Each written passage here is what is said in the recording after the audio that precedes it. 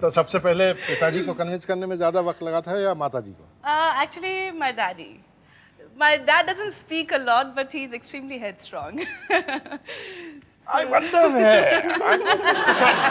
मनीषा जी के बारे में तो ऐसी कोई बात सुनने में नहीं आई कि she is headstrong. बड़ी सी माइल्ड सी है। वो फिल्में में देखती हैं? Of course. अरे वाह भाई वाह। काफी फिल्में देखती थी, उन्हीं का उसको असर पड़ा। शादी का तो देखिए ये आप खामखाई जो है मनीषा के पीछे पड़ रहा है, दरअसल तो आपको माताजी से झगड़ा करना है। पूरा एपिसोड देखिए ZEE5 पर।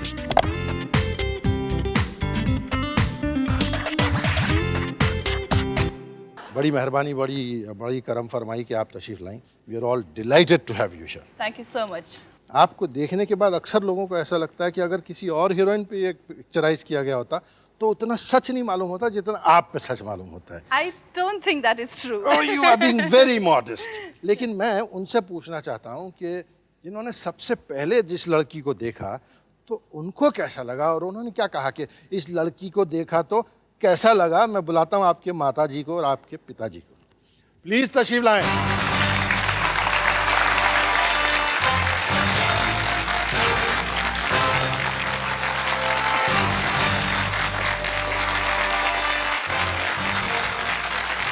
हम वो गाना सुन रहे थे 1942 का जिसमें कहा गया कि लड़की को देखा तो ऐसा लगा कि फिर फलां और फिर फलां और फिर फलां और फिर फलां।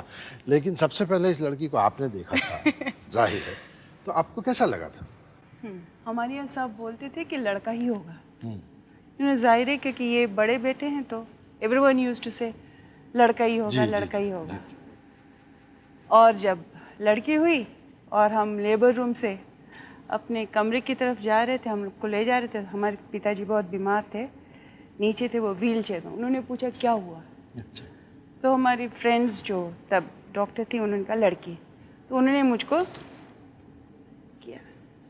That was a very big impact on my heart. I was very sad. My father is saying such thing.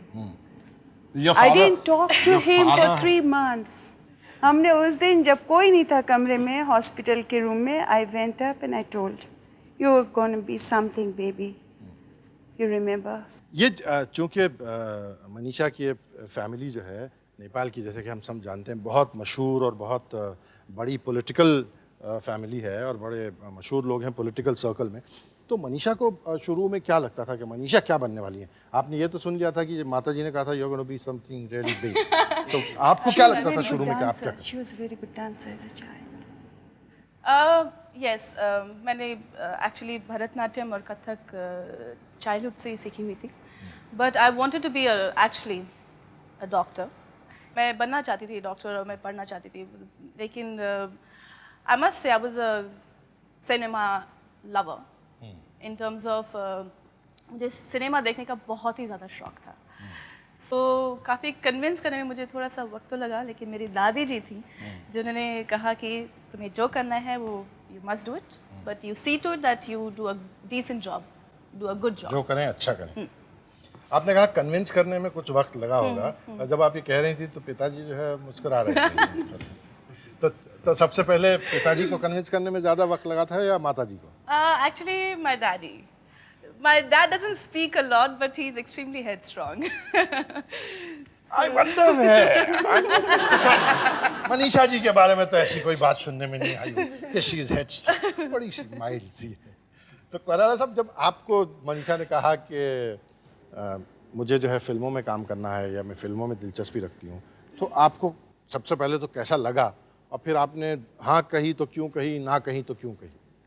No, you see, I wanted her to be in politics because that is the profession where my entire family is involved. So that will be very easy for her to get into politics. But this profession is a very, I mean, sort of New. Very new, and whatever I heard in I see in magazines. They say it's a very dirty world or something like that. Oh God. So I just wanted to safeguard my daughter. जी, but अब तो आपको इत्मीनान हो गया कि magazines की बातें जो है ज़्यादा किस्से कहानी वाली हैं। Yes, yes. ये गलत फहमियाँ लोगों को होती हैं कि आप फिल्मों में हैं तो आप ऐसे हैं, फिल्मों हैं आप तो वैसे। ऐसा कुछ नहीं है। और हम बेचारे फिल्म वाले जो हैं, खास करके ऐसे खूबसूरत फिल्म वाले जो हैं, लोगों को ज़्यादातर सुख ही देते हैं। हमारे पॉलिटिशियंस भी लोगों को ज़्यादा सुख देते हैं क्या नहीं, ये तो अब इस पे एक दूसरा प्रोग्राम करना पड़ेगा।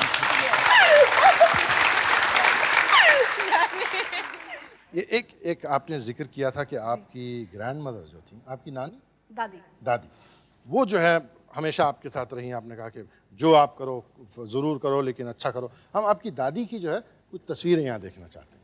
बाबा था, सबको भलो गर्नुपर्छ, कम्ती मान्छे असल छन्, आचार झन् छैनन् है, एकदम असल गर्नुपर्छ। नेपाली में बोला उन्होंने, पर उन्होंने ये कहा में कि ऑडियो विजुअल में कि जो भी करना है you should be a good human being. So she is of that mind frame. You know, she is not judgmental about what you should do, what you shouldn't do. Try and be a good person. Well, that's what she meant here.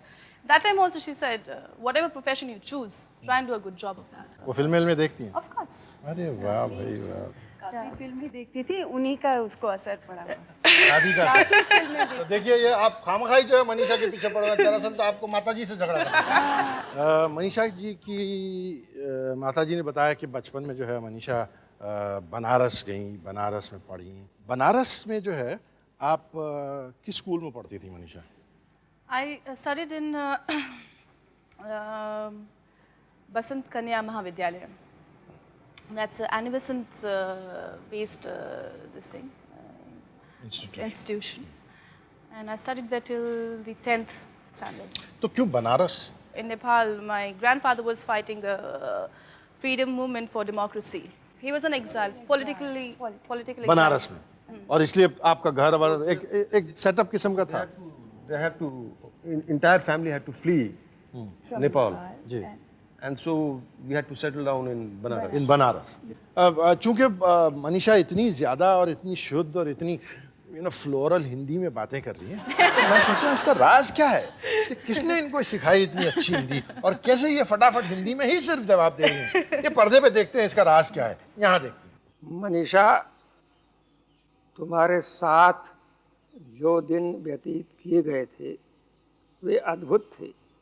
मुझे याद है कि तुमने मुझे अपना drama दिखाने के लिए आमंत्रित किया था, आग्रह किया था, और मैं गया भी था। देखा, मुझे बहुत अच्छा लगा। तुमको शायद याद हो या नहीं याद हो, मैंने ये कहा था कि तुम्हारे में अभिनय का टैलेंट है, लेकिन रियाज करनी पड़ेगी। अभिनय की बात कम से कम थ्योरी तो सुषमा में भी थी, तुम्हारी माँ में। मेरा ऐसा ख्याल है कि सुषमा की थ्योरी का, बातचीत का कुछ असर भी तुम्हारे ऊपर होगा। क्यों, तुम्हारा परिवार तो इतना सांस्कृतिक था। तुम्हारी दादी जो थी वो डांस करती थी, सुषमा टैलेंटेड थी, और सुषमा के बारे में इतना कह दूँ तो कोई हर्ज नहीं है कि अपने समय में BHU में वह ब्यूटी क्वीन मानी जाती थी, और लेकिन तुम उससे कम नहीं हो।